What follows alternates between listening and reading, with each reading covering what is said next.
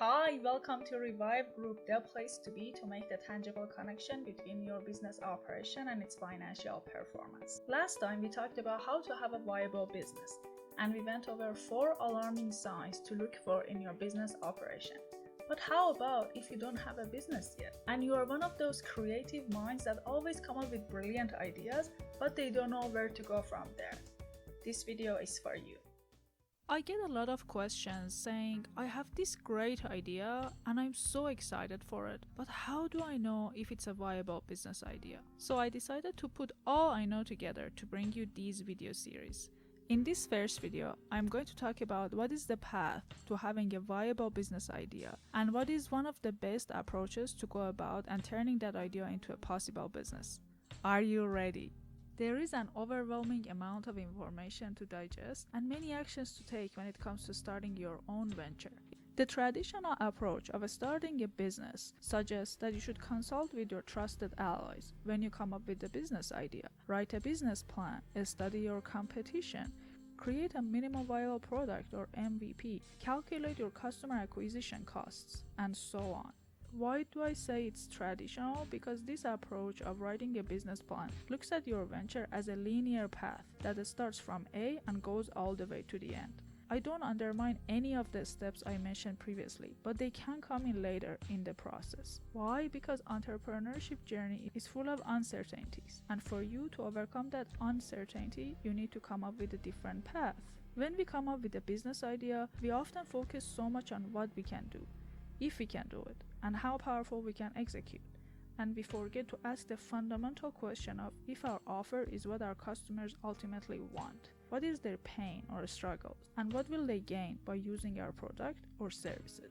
We refer to feasibility as a section when we think about, can we do it? Viability is when we think about how much does it worth. But desirability is what the customers really want. And a great business idea is sustainable when it falls in the intersection of viability, feasibility, and desirability. So the goal is to be in that intersection. Let's look at some of the examples that desirability has been compromised and the fact that these products couldn't be in the market long.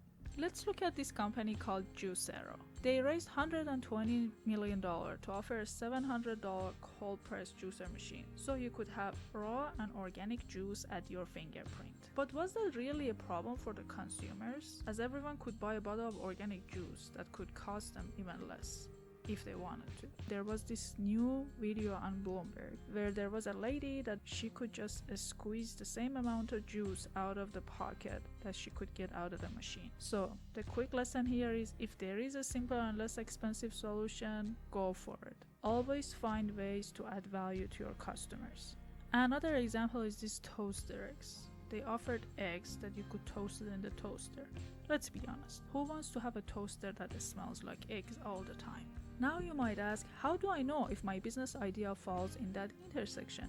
Don't worry, Business Model Canvas and its 9 building blocks have all the answers, and we will walk you through them one by one. Initially developed by Dr. Alexander Osterwalder, the Business Model Canvas is a blueprint for your idea. A business model canvas describes a rationale of how an organization creates, delivers, and captures value, and it translates your business plans to business processes. So, who is this canvas for?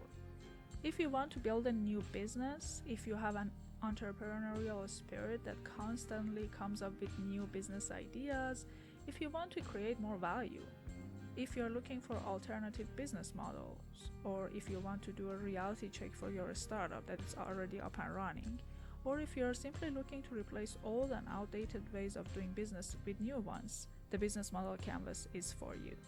The next question that can come to mind is, can you succeed without a business model? It's not to say if you don't have a business model, you cannot succeed as a business. Similar to starting and executing a construction project, the model is for you to get your foundations right, and then your business model can evolve and change as your business grows and change. As I mentioned before, the Business Model Canvas has 9 building blocks that covers 3 main areas we are going to talk about. The first area is desirability, covering 4 blocks. The next one is feasibility, covering 3 more blocks, and then viability covering the last 2. Or you can slice and dice these 9 building blocks in another way. Divide that between efficiency and value. On the right hand side you have all the value you can offer to your customers, and then on the left you have the efficiency. Okay, let's expand on the right hand side of the canvas, which is desirability. Starting from your customer segments, you need to focus on who your customers are. Is this a mass market, if you want to only target a niche market, or if it's a multi-sided segment? The next section that you need to think about is your value proposition. What is the product or service and the value that you offer to solve a problem and or satisfy your customers' needs? So in the next step, you bridge the gap between your customer segments and your value proposition through your customer relationships and your channels. Customer relationship is what type of relationship will you have with your customers? Is that an automated or self-service relationship kind of thing? Or you have a dedicated and a specific team to take care of your customers? Or do you co-create? In terms of the channel of communication, how do you reach your customers and deliver your value proposition? Is this a direct sale, like they come to your website, or is it sort of an indirect relationship, like you build a partnership with another brand? And the last segment of the desirability, if you remember, was the revenue stream. How do you generate revenue? Do you just charge your customer a fixed price? Do they pay subscription fees, or do you enter them through like a freemium model and then you charge them later on? So these are the discussions we will have. To focus more on the right hand side of your business model canvas, there is the value proposition canvas that you might need to zoom in and work on it.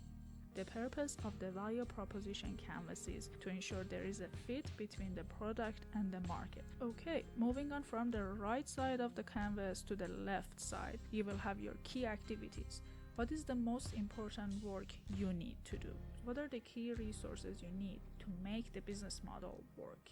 And what are the key partners you need to build, find, and make that relationship with, like buyer-supplier relationship and those kind of partnership or joint ventures. And the last is your cost structures. What are the costs you need to incur? Which key activities and resources are the most expensive ones? And can you follow a cost-driven business model to minimize costs? Now that you have a better understanding of what a business model canvas is, let's look at a business model example. I'm sure you all know who Netflix is. And if you don't know who Netflix is, they happen to be one of the most successful entertainment mass media companies of all time. But they were not this big at the beginning. Netflix originally began its inception in 1998 by providing services to customers through means of mailing out physical copies of movies, shows, video games, and other forms of media through a standard mailing system. I know, it's unbelievable. Through its successful startup and the rapid changes that technology introduced over time,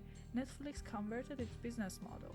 They evolved and they grow. As I mentioned before, your business model can evolve and grow with you. They went from physical copies, handouts, to allowing customers streaming their favorite content from the comfort of their home. And from there, they grew to be a multi-billion-dollar company today. Okay, if we want to zoom in on the right-hand side of their business model canvas, on the customer segment side, you can see they decided to target anyone that is interested in watching movies, and then even content for children and adults. From there, they realized their value proposition is to offer a seamless experience to viewers through streaming 24/7, having different shows and movies in high definition, streaming content everywhere conveniently, contracts that are really not binding, you can cancel anytime. The most important one to me was avoiding commercial ads. And then from there, they realized their customer relationship is just a self-setup made easy. As a customer, you can figure out what to do with the platform and set it up and you go. And then they also offer online live chat services if you have any problem. So it's basically a self-service platform. And next, for the channels, they realized online streaming through the website. So it's a website delivery. You can also have TV apps. And then before, back in the days, they had the mail delivery for DVDs. And last, they have multiple streams of revenue through membership and subscription models, which is a basic plan, standard, or premium.